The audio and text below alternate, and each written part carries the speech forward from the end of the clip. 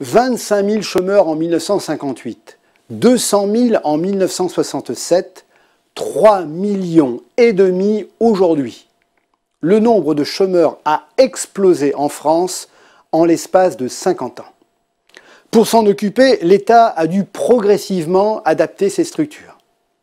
Et c'est le 13 juillet 1967 que Jacques Chirac, alors tout jeune secrétaire d'État aux affaires sociales chargé des problèmes de l'emploi, signe l'ordonnance qui crée l'Agence nationale pour l'emploi, l'ancêtre de notre Pôle emploi.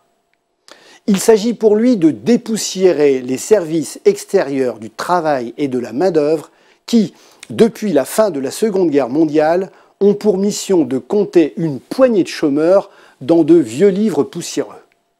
Mais il s'agit surtout pour le général de Gaulle, qui préside alors la France, de s'adapter aux révolutions technologiques qui s'amorcent en créant des ponts entre les entreprises d'une part, qui voient leurs besoins en main-d'œuvre évoluer rapidement, et les rares chômeurs qui ont besoin d'une formation adaptée.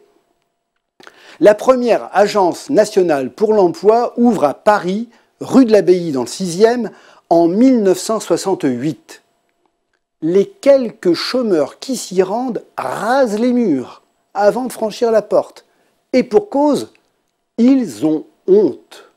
En effet, en 1968, le plein emploi règne en maître. Le mot crise n'existe pas encore. Le premier choc pétrolier interviendra seulement en 1971. Et dans cette France qui vit bien, il faut consommer et se libérer, mais 68 n'est pas loin. Le chômeur fait l'objet d'une réprobation quasi unanime, son image étant associée à la marginalité, à l'oisiveté et aux cas sociaux. En 50 ans, les choses ont bien changé. Les crises, en effet, se sont multipliées, pétrolières d'abord, puis financières. Et le chômage touche désormais toutes les couches de la société et pratiquement toutes les familles. Le chômage est devenu une plaie sociale béante et le fait reculer l'engagement numéro 1 du président François Hollande. Quant aux chômeurs, ce ne sont plus des bannis, mais des victimes. Et 35 000 fonctionnaires ou agents sont désormais mobilisés pour les aider.